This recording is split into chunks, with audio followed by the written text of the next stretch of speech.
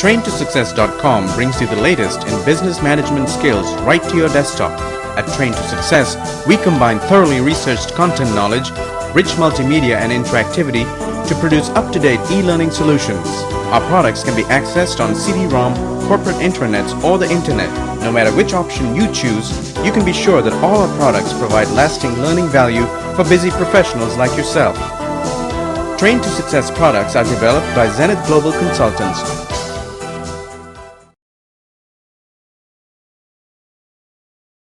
Welcome to Change Management.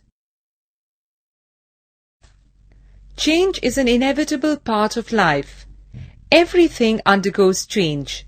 Man, monkey, machine are all subject to change. Change is a natural process set in motion by various factors like the passing of time, growth and regression, prosperity and poverty, paucity and plenty. Change can be defined as movement from one state to the other. Resisting change is like resisting a tidal wave. It will sweep you away before you know it. It is much better to surf the wave and emerge on top. Learning how to manage change is crucial for happiness and success, both in private and professional life. In corporate environments, change occurs every day in small ways and frequently in big ways. Sudden merger, surprise salary cut, change is always a challenge. Business today is fast-moving, with constantly altering paradigms. It's all in flux, whether management style or market condition. Example: an interest rate cut in faraway United States of America can affect the viability of a business in Tokyo, Japan. The best way to cope with change is to throw words like unexpected and surprise out of the dictionary. Exact predictions are difficult, but a general readiness and management plan is essential. Corporate entities which manage change effectively are more successful in every respect than those which are overtaken unprepared by change. Having a change management strategy ready can help management keep productivity levels high, get results quickly, cut expenditure, reduce delays in projects, avoid major staff disruptions, implement changes smoothly, steady the boat instead of rocking it. Let us look at two companies which tackle change differently and see where they ended up. Both aim to use the internet for e-commerce. Both began well with an infusion of venture capital that should have held them in good stead for several years. Chang Wo Enterprises invested the venture capital in safe stocks and used only the interest for expanding its business, while Kaisha Corporation went on a spending spree, using the money faster than it came in. The world business scenario changed, and the second expected infusion of venture capital did not materialize for either company. Kaisha Corporation, which had no plan ready for this scenario, had to close down, resulting in loss of jobs to scores of employees, a list of angry creditors, and bankruptcy for its major stakeholders. Chang Wo Enterprises, which had planned for a scenario in which more capital might not come through, used its impressive balance sheet to effect a merger with Ganapati Global Networks. The latter was a financial institution interested in leveraging the emerging technology of e-commerce. Chang Wo effected the merger with minimum disturbance to its own staff, ensuring that they were absorbed into the new company in equivalent posts. As Chang Wo Enterprises had a good change management plan, the resultant new entity was stronger than both the original ones. The e-commerce business succeeded while so many others failed. The lessons that we glean from this scenario are: companies have to be ever prepared for change. Well-prepared companies will survive change and even do better. Ill-prepared companies might have to close down or face other distressing situations. Being prepared means having a good change management plan ready, which can be adapted to suit the type of change. In addition, it is important to state in the beginning that There is really nothing called good change or bad change. Perception of change as natural, positive and continuous will keep corporate bodies dynamic and energetic. Change is exhilarating. Managing change is an exciting activity that allows the use of innovative ideas and modern management techniques. In this program, we will go into all important aspects of change management. We will first ask ourselves why change and look at some common triggers of change. These causes or triggers lead us to the second learning point, which is types or categories of change. These categories are important as they will determine how change is tackled. The program will then take a look at how to plan or design change. This planning has to cover all levels of the company, right from the Chief Executive Officer to the lower level staff. It might also involve bringing in expert consultants from outside. What can be achieved without proper communication? Not communicating the anticipated change properly can have adverse consequences, including resistance from employees. Effective strategies to communicate change are a core part of any change management plan. In this program, you will learn the latest communication strategies, which use both person-to-person communication and technology aids for success. Then we will proceed to the subject of managing change, dealing with this complex issue in a simple manner, with examples, case studies and illustrations to make absorption easier. Managing change will cover implementation of the design or plan for change, according to the type of change, the need for a midterm review, assess the impact of change, and ensure that the momentum is sustained. So, enjoy yourselves. Click on Why Change to start the program. Asking why change takes us to the numerous situations that spark change. These triggers can be internal or external factors. Before describing these triggers in detail, let us first understand that change can be small or big.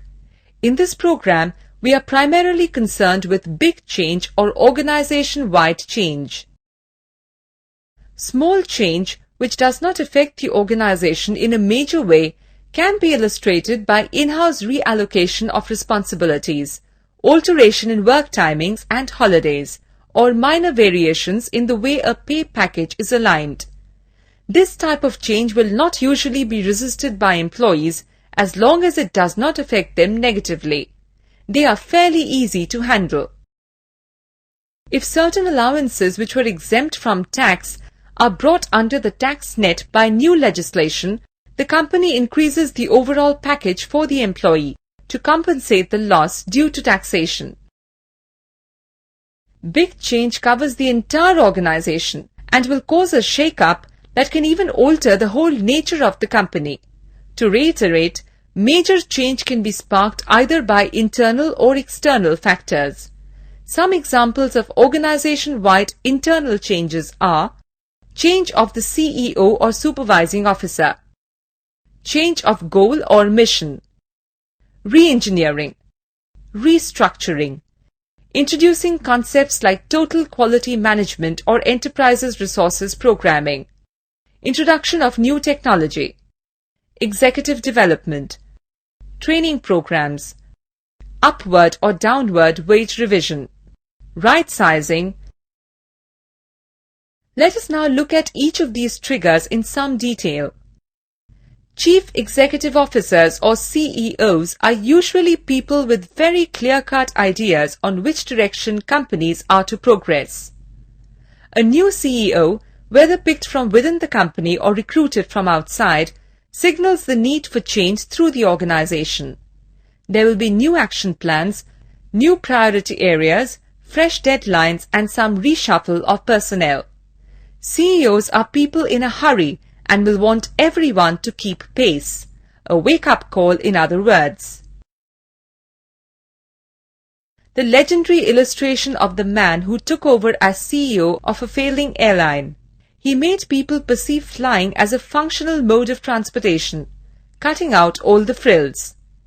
Prices came down, flights became cheaper and fuller, and the company revived. Companies can change the goals or missions with which they were originally established for many reasons. This might be because new business environments might make the original mission obsolete. The initial goal is not giving results as promised. New opportunities have presented themselves. A visionary who runs a research and development facility for new materials for big aircraft changed his mission towards developing lighter materials for smaller planes, anticipating the need for more air taxi services in the future. Business process re-engineering, or BPR, involves a complete revamping of the ways a company does things. In its most advanced form, it discards the current methods in toto and replaces them with new work practices. In a milder form, it evaluates current processes, keeps those which are good, and changes those which have proved unsuccessful. A hotel chain did away with maintaining manual registers in individual hotels and replaced these with computerized systems linking all hotels of the chain and controlling them from a central point. Unlike BPR, restructuring does not require drastic alteration of processes. It is more a matter of form rather than content. The aim of restructuring is usually very specific and directed either at particular areas of a company or the entire company. Restructuring involves changing frameworks in which processes are carried out. A multinational dealing in consumer goods altered its framework of managers from focusing on particular regions to focusing on particular products. Introducing concepts like Total Quality Management (TQM) and Enterprises Resources Programming (ERP) initiate vital changes that companies have to go in for to stay in the race. TQM is a method by which the contribution of each process to the whole is assessed, and best practices are introduced and monitored. ERP is a process which uses information technology to monitor quality systems from start to finish. Manufacturers of packed potato chips conduct quality controls every step of the way, from selection of the potatoes, processing them, packing them, labeling them, and distributing them. Companies have to constantly upgrade the technology they use to achieve greater productivity. This might be a minor change like introducing voicemail in place of telephone operators, or a major change like automating your entire production cycle. Introduction of battery-operated trucks in airline terminals instead of hand-pulled luggage trolleys. Executive development programs are aimed at identifying potential leaders and separating them from those whose skill sets or traits make them followers. These leaders will be those selected by top management to learn about impending change, communicate it to others, and spearhead implementation.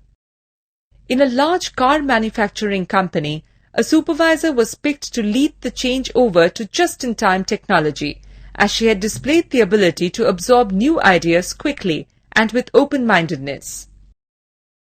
No change can be implemented without training of all staff, whether they are at managerial level or subordinate level. Training should be an ongoing process and not begun and carried out in a hurry just before major changes are effected. A major port decided to upgrade its equipment by going in for computer-controlled cranes. The cranes were ordered and arrived, but could not be commissioned because the operators had not been trained in the new system. This resulted in wastage of resources acquired at substantial. Increasing or decreasing the number of employees is a major change. If staff size is going up, there will automatically be changes in job allocations, number of groups, and space availability. Existing staff will have to be made comfortable with the change, otherwise it will be resisted. Resistance will be even more acute if the company is going in for downsizing. Cutting staff is not an attractive proposition for anyone, and unless there is a serious situation demanding this change, it is better to seriously consider other alternatives. Recession trends in many parts of the world are leading to massive layoffs.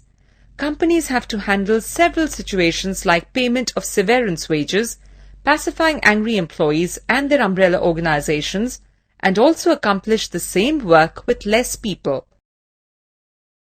Tackling pay revisions poses somewhat of a similar challenge. Everyone welcomes it when salaries go up, but few people are willing to accept it when there is a pay cut. Wage revisions are triggers of major change since they impact the living conditions and well-being of staff directly. Well-structured salary scales can make tackling change easier. For instance, when pay revision dictated by legislation is enforced, it can result in inequities if the company is not having fair scales of pay in force already. This happened in the newspaper industry. Some newspapers were paying very high salaries to some staff and very poor ones to others. When a wage board set down pay scales, those in the former category had to actually return money to their employers. This could have been avoided if the paper had been paying equitable scales from the beginning. Let us now proceed to external triggers. Mergers and acquisitions, divestiture, new management, dissolution, liberalization and globalization, collaborations, funding increases or cuts, new markets, cost combat imperatives, and competition. Mergers and acquisitions. When two companies merge or one company is taken over by another, major change is inevitable. There will be alteration in balance of power. Visions and priorities will differ. Both parties have to plan a change management strategy that will not disrupt but lead to smooth transition. This becomes tougher when one company has been forced to change because of adversity. In the merger between Changwo and Ganapati Global, one an e-commerce venture and the other a financial major which wanted to use e-commerce to increase its customer base, Changwo had to alter its mission. Also, its CEO had to become number 2 in the new company. But as most of its workforce was retained, the merger was not totally adverse. For the other company, it acquired technical competence in a new area. Most important, the merger synergized the strengths of both companies. Caixa, on the other hand, was not able to attract any merger inquiries as it had eroded its net worth totally. Sometimes mergers make the new company stronger than the sum of its parts. The merger of two pharmaceutical giants, each with different strengths, and their consolidated grip over different market segments and different technology bases, saw the emergence of a powerful new company with the plus factors doubling. In contrast, an ailing steel plant was taken over by a steel major in an attempt to revive it. The move failed as the inherent problems in the sick unit were too formidable and deep-rooted to be overcome. 20 years of effort need not have been wasted if the results of the change had been studied properly before opting for it. Divestiture, which involves the sale of holdings, is often a decision taken by a few of the major shareholders in a company for different reasons. It often goes against the wishes of the minor shareholders, who are larger in number but have less say in what happens. In addition, employees are traditionally opposed to divestiture because they fear their interests will be harmed. This conflict causes resistance to change and has to be tackled with great care and tact. Employees strongly resisted the divestiture by a government of its majority holdings in a company, in the fear that the new management would send home a substantial number of staff, cut down staff benefits, and make service conditions stringent. CEO changes can sometimes be so sudden that the new boss has to walk into the office one fine day and introduce himself to the staff. It is a moot point where the new management is more traumatic for the manager or for the employees. The best way to meet this type of change on both sides is to accept it and make the best of it. A tea manufacturing company was flagging, and the owners decided to bring in a new man at the top with a reputation for toughness. Unfortunately, the move backfired, as the second line of managers would not cooperate with him. He left in disgust and an in-house person was promoted, giving better results. No change is more traumatic than a company being dissolved. This results in loss of jobs, and unless the top management plans the dissolution package properly, staff could get totally demoralized and even destructive. In case of imminent dissolution, companies usually request governments for a package to rehabilitate the workers laid off due to the dissolution. This requires sufficient effort and lobbying from both the management and workers. A large number of workers from dissolved Sikh textile mills were rehabilitated by employing them in mills owned by the government. However, this was a long and painful process which could have been made easier and shorter with better planning. Liberalization and globalization bring in their wake greater opportunities for businesses. They facilitate increased activity and also provide access to global markets. But it is also true that they also remove protections and expose companies to international competition. The liberalization and globalization of the automobile industry in India saw the position of indigenous car manufacturers being undermined by the new international players. Technological obsolescence dictates the need for newer technology all the time. New technology requires infusion of funds and know-how. This is usually achieved by collaboration. Collaborations provide a formal framework for sharing technology and funds. A major tea company entered into technical collaboration with a company in another country to obtain know-how on tea bags for instant use, since it foresaw an increasing need for this product. Funding increases and cuts, both bringing changes. While funding increases in the form of increased equity or venture capital infusion can result in sudden expansion of activity in spheres like recruitment and operation, funding cuts due to poor cash flow or less generation of resources can result in closure of unprofitable units, staff cuts, reduction of perks, and so on. All these mean a lot of change. Many dot-com ventures which did not get their second installment of funding had to lay off staff, curtail operations, cut wages for the skeleton staff who were retained, and remove perks. Sudden emergence of new markets results in change in the way the organization has to cater to the needs of that market. This may result in induction of new personnel or putting in place a new assembly line. The market may also bring in a different way of thinking in the organization about overall marketing strategies. An international snack food manufacturer should think of introducing new flavors to cater to new markets emerging in another part of the world. For instance, a Japanese consumer might like the taste of fish in potato chips. Cost combat imperatives. These changes are usually dictated by competitive factors. Since price is an important element in product differentiation, organizations are sometimes forced to reduce costs. Reducing costs can have a snowballing effect on number of staff, wages, and other expenditure-related heads.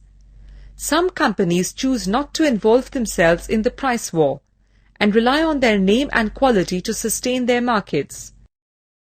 Airlines often indulge in cost-cutting just as tourist seasons begin, prompting umbrella organizations to intervene and set in place a lowest price below which no member can quote. Competition is a single most factor that can bring in change. The truism which says, if you can't beat them, copy them, indicates how companies keep an eye on strategies and practices of successful players and emulate them. All shampoo manufacturing companies in India have introduced inexpensive and easy-to-carry sachets following the footsteps of a pioneer. In this module, we learned that change is integral to corporate environments. Change can be triggered by internal or external factors. Change can be either small or big. Big change, which is organization-wide change, has to be managed effectively for smooth functioning of companies.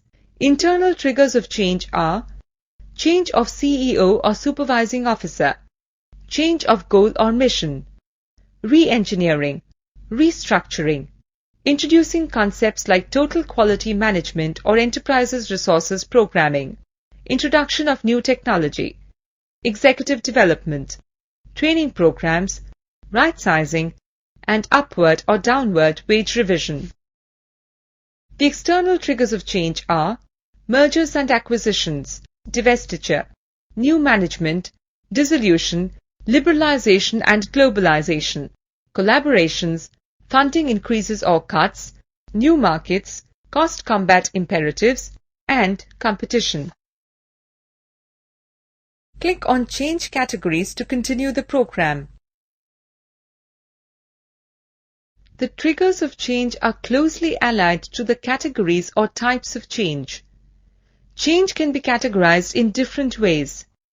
It can be either institutional or environmental, structural or personnel, across the board or limited, proactive or reactive, slow or quick, progressive or regressive, profound or superficial. To say that change can be either institutional or environmental is another way of saying that it is internal or external. The 10 triggers of change discussed under internal change in Module 1 would come under the category of institutional change, while the 10 causes of change dealt with under external change would fall under the category environmental change. Structural and personnel change is also basically internal change. Change can either encompass the whole company or can be designed to cover only certain sections of a company. Usually, an external trigger like merger or funding cut will lead to large-scale change. Change that is prompted internally will customarily focus on certain areas which the top management feels needs tightening up. It is a good idea to have an open environment where subordinate staff can suggest changes in specific areas. When one company takes over another company and brings in its own top management, the procedures and practices of the new bosses will permeate the parent organization. If, on the other hand, an internal analysis shows that customer service is not up to the mark, changes will be enforced only in that department. When Ganapati Global took Changwo into its fold in a merger, it altered the financial management practices totally, as that was its core competence. Where e-commerce was concerned, it retained the practices which had been followed by Changwo, as the latter had expertise in this area. Well-managed companies will be leaders, carrying out change in a proactive manner. This means they will set the change in motion of their own accord, in accordance with needs. Automatically, this ensures better change management. But many companies are reactive in nature. When change is forced upon them, they react to it, losing control of events in the process. Being reactive will result in lower productivity, loss of morale among staff, and losing the edge to competition which is more proactive. Proactive change. Anticipating environment laws becoming more stringent, car manufacturers in Europe changed over to unleaded fuel. Reactive change. In contrast, buses in Delhi, India had to go off the roads because they did not change over to a new fuel despite court deadlines. The reactive change has led to idling of assets. Change can also be slow or quick. If it is a planned change, it can be implemented in a gradual manner, tackling system after system methodically. But sometimes external factors like a takeover can force the company to go in for lightning change. Companies which have good change management plans already in place are better equipped to deal with quick change. Slow change is incremental, while quick change is drastic. Slow change. Banks in India changed from manual to computerized operations over a period of 3 years to enable smooth transition and appease the feelings of staff. Quick change. The Japan National Railways changed over from one type of couplings between wagons to a superior one in exactly one night, involving over 3,000 freight cars. This change was achieved overnight thanks to planning over 2 years. Whether change is progressive or regressive depends largely on the way a company is managed. While undeniably some changes are impelled by circumstances which cannot be controlled by the company, most changes are caused by the top management of a company. If this change is well thought out and well directed, it will be progressive. If it is unthinking or ill-conceived, it will be regressive. Even in the case of well-conceptualized change plans, sound implementation, monitoring and follow-up are essential to continued progress. The absence of these three elements will see the change plan going awry and result in worsening rather than improving matters. Introducing quality circles to create quality consciousness and accountability for quality in an organization is an instance of progressive change. Giving up computerized systems due to staff resistance is an instance of regressive change. Profound or superficial. This too, to a great degree, depends on the top management and their convictions. While a rare CEO with vision could usher in a type of change that is broad and deep in its sweep, others might only be capable of bringing in cosmetic changes, just as a token of their attempt at revamp. Changing the logo of the company or its name and hoping for better results as a consequence are examples of superficial change. Changing the way the supply chain and assembly line are operated are instances of profound change. Let us now look at a case study where many of these categories of change are illustrated. Click on the visual for details. The news item about Blue Orient Lines acquiring American Professional Lines, names changed, made most people who knew something of international shipping sit up and take notice. What was really remarkable in this acquisition was that a shipping line of a small country, Singapore, was buying out a flagship company of the mighty US. Blue Orient Lines paid around $825 million for the shares of American Professional Lines. The acquisition created a great deal of uncertainty about the future of the employees and stakeholders of both the companies. Both being transnational corporations, the implications of this acquisition were worldwide. Change was in the air. For instance, Robert Kuhn, who was country manager of American Professional Lines in a big South Asian country, was just in the process of finalizing a number of vendor and supplier contracts. The change forced him to put his plans in the back burner as he was uncertain about his own future. He was also aggrieved that he had not been taken into confidence by his seniors. In turn, his vendors lost out a major contract, as Blue Orient Lines had vendors of its own. The acquisition of American Professional Lines was the result of a well-thought-out strategy by Blue Orient Lines, which wanted a toehold in the US to make its presence felt in the American continent. American Professional Lines decided to sell based on the popular vote of the main shareholders, who were getting a highly attractive price for their shares. The acquisition plans were a well-guarded secret till government approvals were obtained. Meanwhile, Blue Orient Lines planned a total change management strategy to ensure that the acquisition paid the kind of dividends it was expected to. They had planned how to retain American Professional Lines customers, what of the American Professional Lines infrastructure would be used and what decommissioned, which of American Professional Lines contracts would be continued, how many American Professional Lines staff would be retained, and location of the new offices. Now let us see what change categories this case study exemplifies. Institution or environmental. This was an institutional change for Blue Orient Lines, but an environmental change for American Professional Lines. It was initially a personnel change for American Professional Lines. The CEO and his team left. The structural change followed when Blue Orient Lines put its change management strategy in place. It was an across-the-board change for both companies. Was it reactive or proactive? It was a proactive change for Blue Orient Lines. For American Professional Lines, it was reactive, as the shareholders reacted to the offer from Blue Orient Lines. Slow or quick? It was so quick that there were whispers of insider trading. Progressive or regressive? It was progressive for Blue Orient Lines. American Professional Lines ceased to exist. Profound or superficial? It was profound and sweeping for both companies.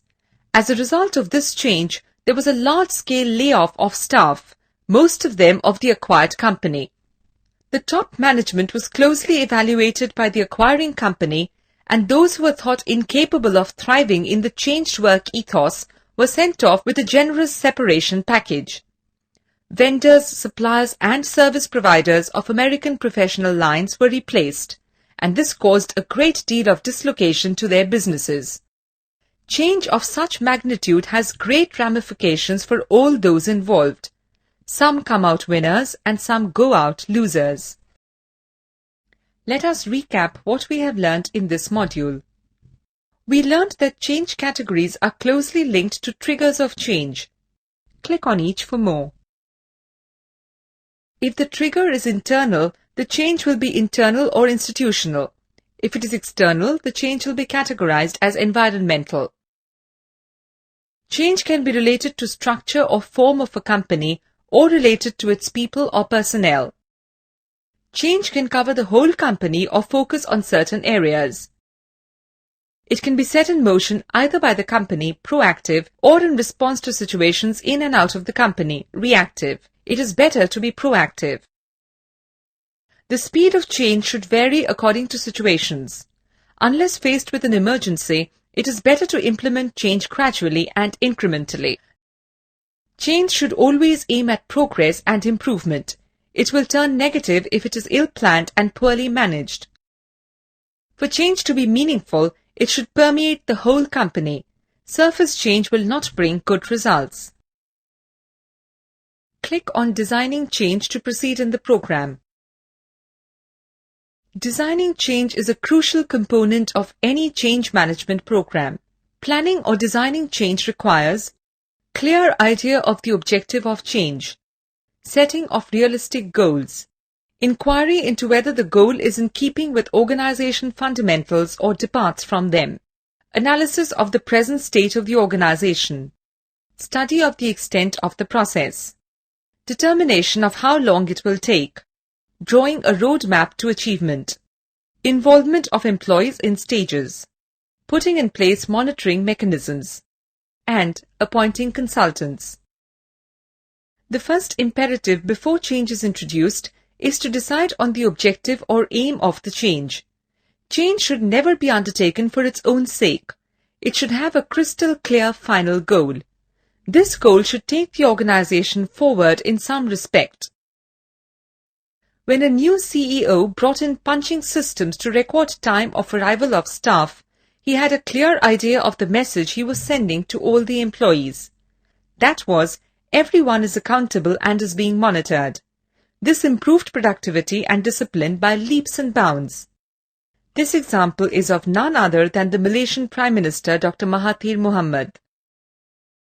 Once objectives are set down, the company should carry out an assessment to see whether these goals are realistic or not. While improvement should always be sought after, overreaching is something that should be guarded against. Goals should be realistic for them to be achievable. Do not set targets which are unrealistic and incapable of being achieved in the light of past performance. Keep an eye on performance trends before fixing milestones. For instance, if an assembly line had produced a maximum of 50 units in peak conditions, it would be foolish to have a change strategy that depends on a production of 100 units. The company should then inquire into whether these new goals are in keeping with the basic fundamentals and principles it espouses. Usually, change which is in tune with the company's principles is easier to implement than change which departs drastically from the company's avowed fundamentals. A tobacco giant's foray into the fast food business did not work, as it was quite different from its core area of expertise. On the contrary, the change made by a shipping major into global freight forwarding worked, as it was an extension of their existing line of business. Once goals are set, top management should engage in detailed analysis of the present state of the organization. This analysis should cover all areas of the company. It will help determine where change has to be acute, where there is no need for change, where it will be accepted and where resisted. there should be particular focus on known problem areas. Know thyself is a must for top bosses. A thorough system study helps an organization to look at itself from a distance and see how the change, when implemented, will impact the organization. Sometimes change may even be found unnecessary after a thorough systems or work study. After the merger of Changwo and Ganapati Global, the CEO of the new company ordered a systems study of the entire new entity. The study covered personnel, finance, commercial functions, operations, procurement, and customers. It was found that procurement was a weak point while customer service was satisfactory. Redundant steps in commercial functions were removed to make the process flow faster. Analysis of present state when set against goals to be achieved enlightens the company on the extent to which it has to change. Some companies might need a complete overhaul, while others might require change only in certain areas. The extent of change is something highly individualized. It cannot be placed in a set formula. Such a study also helps identify the weak and strong areas in an organization. It is prudent to allow strong areas to remain and concentrate only on areas which require improvement. Similarly, the length of time allocated to implement change is also something that varies according to situations. A company that is on the verge of closure obviously has to change very fast if it is to prevent that from happening. A company which is doing well but wants to do better can give itself more time to plan and implement change. A sinking firm might have to quickly spin off some units or departments, divest equity, or allow the entry of a new partner who can bring in funds. On the other hand, a healthy firm can take its time evaluating options before introducing desirable changes. Examination of the 6 factors just listed will help the company draw up what we can call a roadmap to achievement. This map will include the new goals, identify areas which need change, determine the extent of change, and decide how long it will take. This roadmap will literally depict the best and shortest routes to change. Nissin Noodles wanted to increase production by 20% in 6 months. The CEO fed a sophisticated computer with all the change parameters like the goal, time frame, and investment. The program developed an activity and resource chart which enabled Nissin Noodles to increase production by 20% in 6 months. Once the roadmap is ready, the company has to involve its employees in stages. A proven method is to first take senior managers into confidence. Once senior managers have been briefed by top management, they in turn talk to middle managers, who pass on the information to lower-level employees. It is a good idea for the CEO to have a general talk with staff after the step-by-step process is over and not before it. We will learn more about this in the module Communicating Change. A CEO prematurely informs staff of the decision of the company's owners to sell their holdings. This led to large-scale agitation and disruption of work. It turned out to be totally unnecessary as the owners had worked out a good package for the staff with the new management. The next step in designing change would be to put monitoring mechanisms in place. These mechanisms should study whether change is taking place smoothly and spot difficult areas early, so that major disruptions can be avoided. Monitoring mechanisms should keep an eye on productivity indexes, sales and turnover figures, and employee reactions. Change that is not monitored closely has a tendency to spin out of control. The top management should also clearly assign the task of monitoring to certain trusted staff. A company making integrated circuits decided to go in for laser technology. It had to monitor the change at different stages, like selecting the best-of-breed equipment, site development, procurement, commissioning, acceptance testing, and performance. Companies are tending more and more to employ consultants for their change management programs. The rationale for this is that such consultants are experts in the particular field and have wide experience in carrying out change management programs for many businesses. It is also believed that consultants will bring in a sense of professionalism to the task without bias or personal agendas. A car manufacturing company which was in the red went in for a drastic change management program without hiring outside consultants and soon found that its problems were too big for it to tackle. The company was declared bankrupt. Another company which found itself in a similar situation hired a professional consultant. This proved beneficial as the consultant was able to bring in a fresh perspective and new ideas to save the company. Let us recap what we learnt in this module. In this module, we looked at what has to be done before actually beginning the task of managing and implementing change. A plan or design is needed for this. Designing change should look into aspects like objective of change, realistic goals, company's basic principles, current state of the organization, extent of change needed, time frame to implement, preparing a map for achievement, telling the staff, mechanisms to monitor change, and hiring consultants. Click on Communicating Change to continue the program. Good communications is a vital part of any management strategy and is particularly important in change management. This is because it is common for change of any sort to meet with resistance of varying degrees. This resistance ranges from the first initial knee-jerk opposition to something new to genuine opposition to the changes being planned. Effective communication strategies can go a long way in alleviating the distress caused by change and project the positive aspects to all those concerned. This module will look at strategies tailored to communicating change and pay particular emphasis to overcoming resistance. Let us learn about the levels of communication, projecting change, overcoming resistance, and aiming for consensus. All of us are fearful of the unknown. We are comfortable in the cocoon of comfort created by current situations and do not want to be disturbed. Talk of change spreads very fast in an office environment. If allowed to take root based on rumor, it causes incredible damage. If the change proposed is major, feelings of disruption will be more. This is why communicating change properly is so important.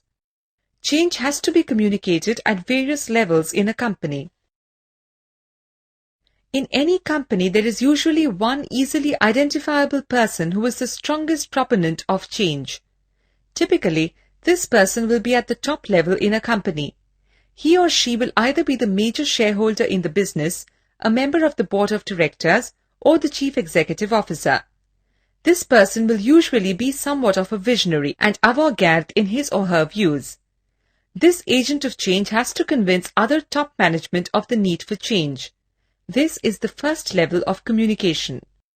Resistance at this level is likely to be either very high or very low. The rest of the top management will normally immediately catch on that the proposed change will be beneficial or will oppose it strongly if they are convinced it will not work. It is up to the agent of change to have a plan ready to counter intelligent arguments and carry the day.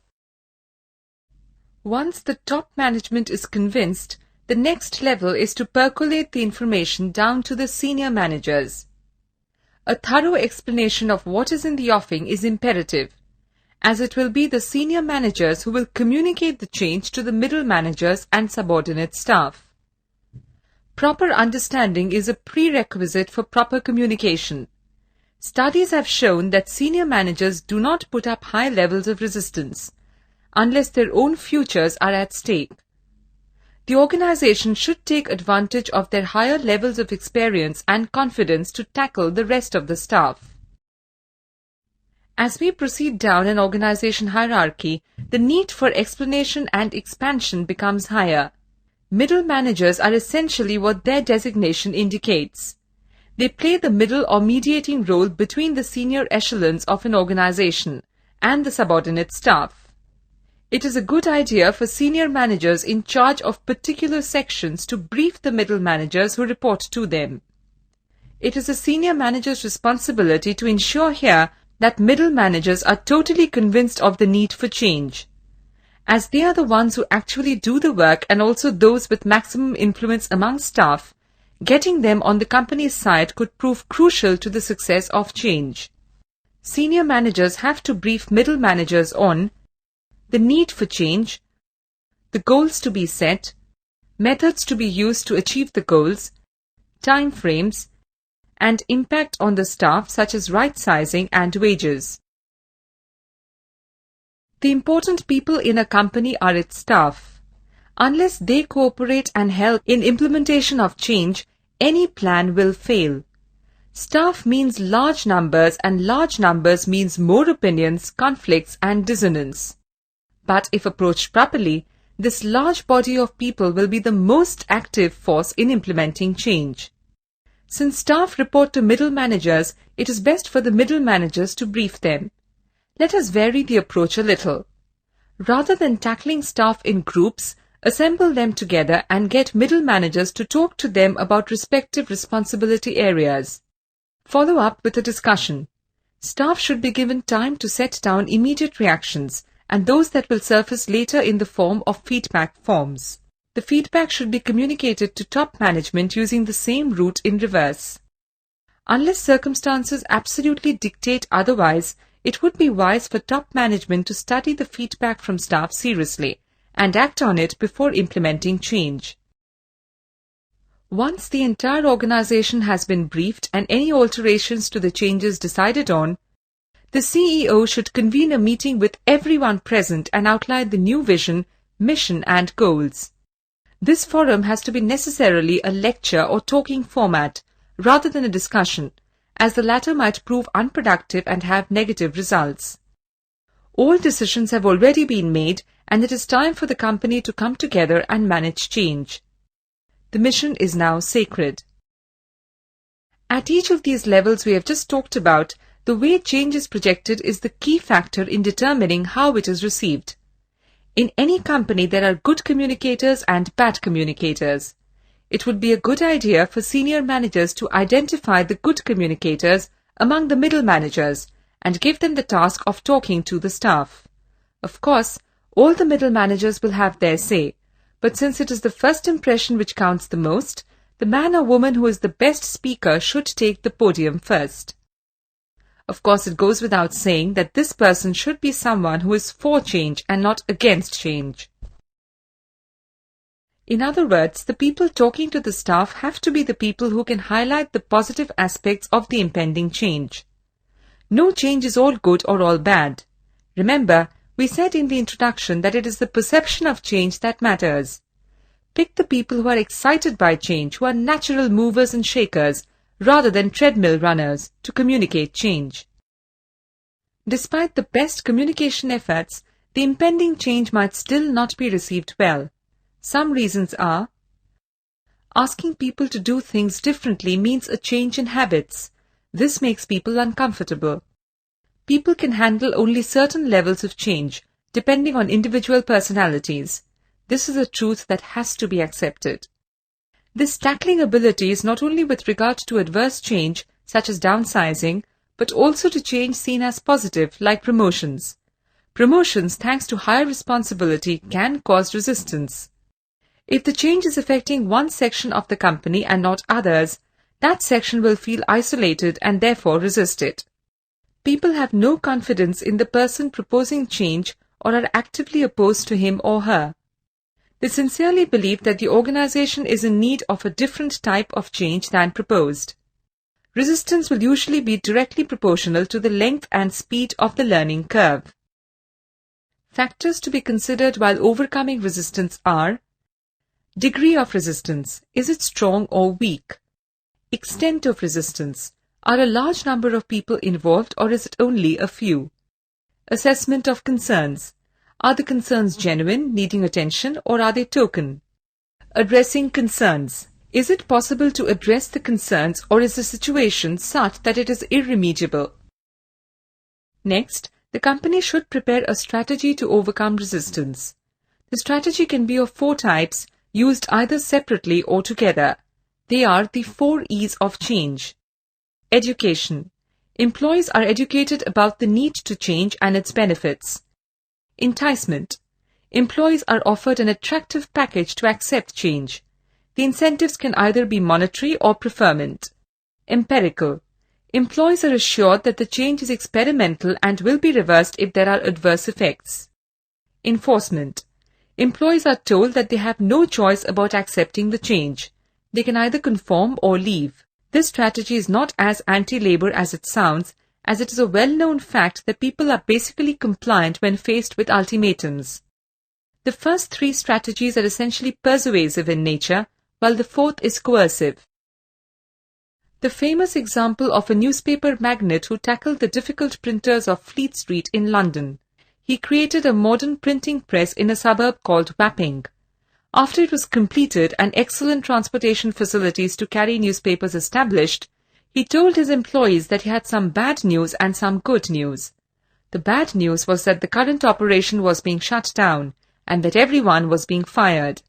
The good news was that the new place had jobs for all of them, but on terms laid down by him. This case study about the Sun newspaper illustrates the success of the enforcement strategy. Apart from these formal strategies, we can keep in mind some general hints which will help us communicate change and overcome resistance. Clearly state the need for change and its goals. This should be done both orally and in the form of a written circular. Hold open houses for people to ventilate their feelings on change. Spell out implications of change to allay baseless fears about future. Indicate early whether these opinions can be accommodated. Communicate positive aspects but do not avoid negative ones. They are bound to be known soon. Emphasize ground of commonality with those who are resisting. Time your announcement. Pay cuts before holidays are bad news. The ideal objective of communication strategies is to achieve consensus. Consensus means that everyone is on board that the change management strategy will go through without hitches. If consensus is not possible, top management has to take the hard decision to let go of people who are proving recalcitrant and reactionary. It concurrently has to support and promote those who are responsive. The preparation of a win-win change strategy can ensure consensus. Let us recap what we have learnt in this module. We understood the vital importance of proper communications to manage change programs effectively. Inadequate communication strategies can derail change management programs. Communication should be at different levels. It should start with the person who is initiating change, who has to convince other top management. The top management should then communicate the new goals and plans to senior managers, who will talk to the middle managers. Middle managers have the important role of convincing staff. Overcoming resistance is a part of change management. Various factors relating to resistance, like its cause and extent, have to be analyzed. The 4 E's to combat resistance were introduced. These are education, enticement, empirical, and enforcement. The ultimate aim of communication strategies is to achieve consensus. Click on Managing Change to learn about the crux of the program. We are now moving to the core module of this program, that is, Managing Change. But by now, it is clear that all the ideas we have looked at and studied so far, the triggers of change, categories of change, how to design change, and how to communicate it, are themselves integral parts of managing change. Experts categorize change management under general systems theory. The content and subject matter of change management is drawn from the study of human and organizational behavior, psychology, sociology, economics, business administration, industrial engineering, and systems engineering. Change management has been variously described as a profession, discipline, set of techniques, art, science, technology, or just plainly a calculated gamble. Whichever definition we opt for, our aim here is to put together some of the proven techniques to manage change. We will divide this module into 3 main parts: implementation, mid-term review, and assessing impact. Under implementation, we look at the following subheadings: the organization itself, consultants and their role, skills required, and strategy for change. With respect to the organization or company, here are some essentials. Put a group of people with a group head in charge of the plan. This group should be drawn from different departments. This group should coordinate the change management plan. Group members should be picked for their leadership qualities, responsiveness, communication skills, and ability to take people along. They should trust one another. They should be given the authority to take certain decisions on their own, as long as it is in keeping with the main goal of change. Other staff should be informed of this group's role and made to feel that only their cooperation can make all the steps succeed. As said earlier, those who resist the change despite all efforts to convince them have to be dropped, as they will harm the strategy. Reward those who show active interest and give new ideas. If the company decides to employ a consultant, the factors to be considered are: the consultant has to be picked after careful scrutiny of abilities, references, and past experience in implementing change. The consultant has to be briefed thoroughly by the company's top management on the overall goal of change. The consultant should work closely with a group of company staff identified for the purpose. The consultant can only do so much. Actual implementation, follow-up, and sustaining change remain with the company's employees. There should be a direct channel of communication between the consultant and the CEO for quick management of any problems. Let us now look at the skills an organization has to possess to manage change. These can be divided broadly into human skills, commercial skills, conceptual skills, analytical skills, and technical skills. Click on each for more. Organizations are driven by people. People working on their own and in interaction with one another. This dynamism has to be first understood by the change managers. Understanding human beings, how to motivate them, and how to get the best out of them is the first skill required. As change management expert Fred Nichols says, people come characterized by all manner of sizes, shapes, colors, intelligence and ability levels, gender, sexual preferences, national origins, first and second languages, religious beliefs, attitudes toward life and work, personalities, and priorities. Change management means acknowledging, understanding, and leveraging these variations. Commercial skills or business skills are most crucial to a change management plan, as all businesses are ultimately driven by the need to succeed commercially. A change plan which is going to install an ultra-modern production facility but leave the company with no money to run it is obviously a bad plan. Commercial skills means having total domain knowledge. Company strengths, funding sources, markets, socio-political environments, lobbies, supporters, adversaries, you have to know them all.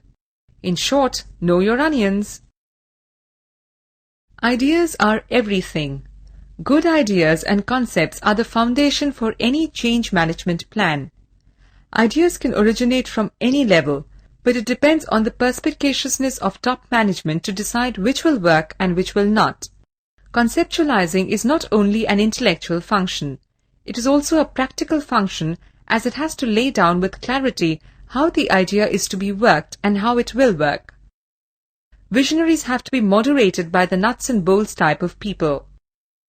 Conceptual skills means the ability to conceive or see the organization as a whole and how its different parts relate to one another.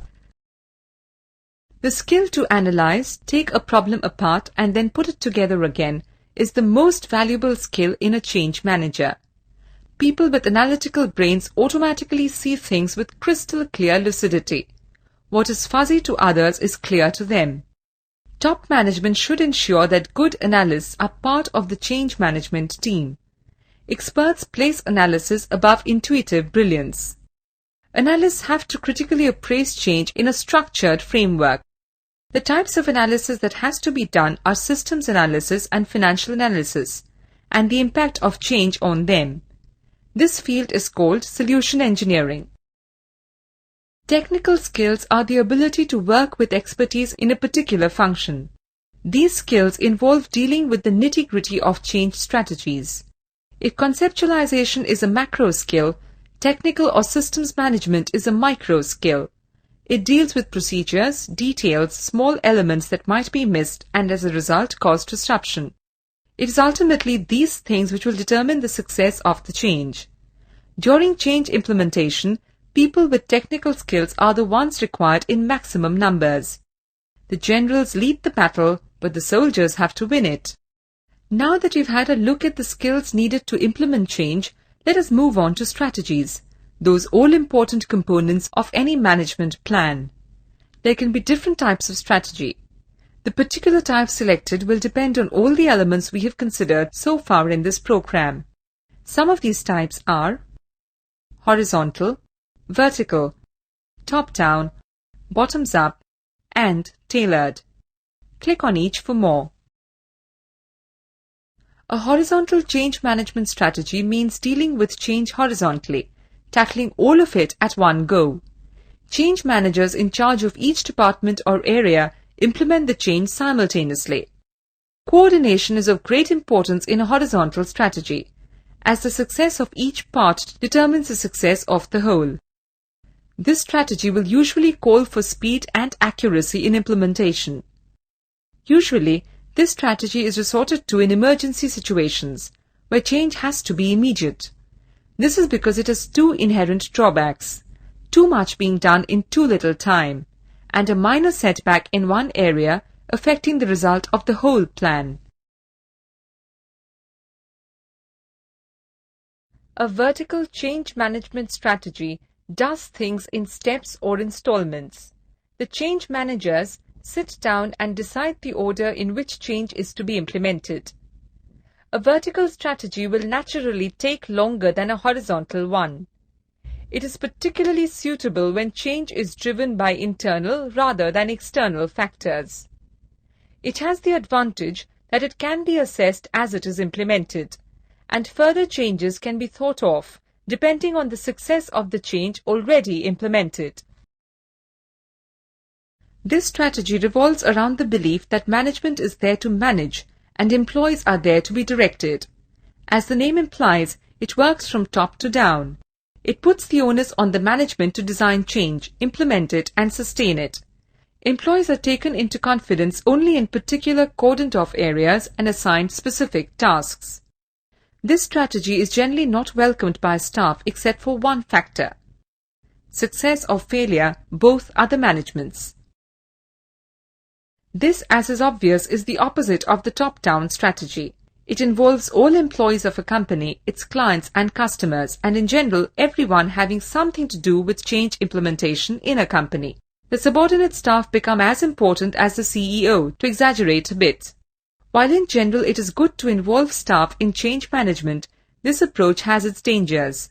All staff are not of the same competency level or commitment level. Discrimination is essential if staff are to be involved wholesale in change strategies.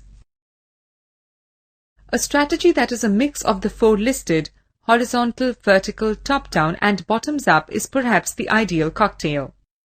This is a strategy tailored to the individual case, a plan unique to the particular change being thought of. This will be the most conducive for success as it takes into account the vagaries of each company and its variegated needs.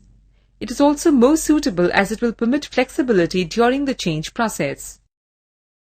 Once the change management strategy is set in motion, it has to be reviewed and monitored.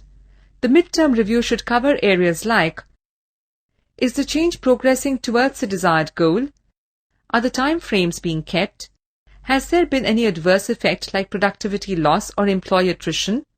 Have any problems been encountered in specific areas? Has anything happened to necessitate a change to the change strategy? This midterm review is best carried out by a team different from the team that is in charge of managing change. This is for purposes of objectivity as well as for comfort. Monitoring change is a job that has to be done at top management and senior management level. Mid-course alterations should be avoided as far as possible. But if found necessary, it is better they are suggested by the top echelons of a company. It is more difficult to undo change than do change, as such a decision has to be taken after careful thought. Once the change is implemented fully, the impact has to be assessed. This is a task for the CEO and the top management. Assessment should basically look at whether all that was planned has been executed in time and in proper form. Specifically, an impact study has to be made into: has the desired goal been achieved? Was it achieved as planned, or did methods have to change? Could time schedules be kept? How has the company benefited from the change? Has quality improved? Is there higher customer satisfaction? Are the employees happy with the change? Are there any lessons for the future? And finally, is there need for more change? After carrying out the assessment, if the change has proved a success, the team in charge of its management should be rewarded. Rewards are an incentive to other staff to perform better. Let us recap what we have learned in this module. In this module, we first learned that managing change actually begins with the first module, Why Change, and covers all the others, namely change categories, designing change, and communicating change.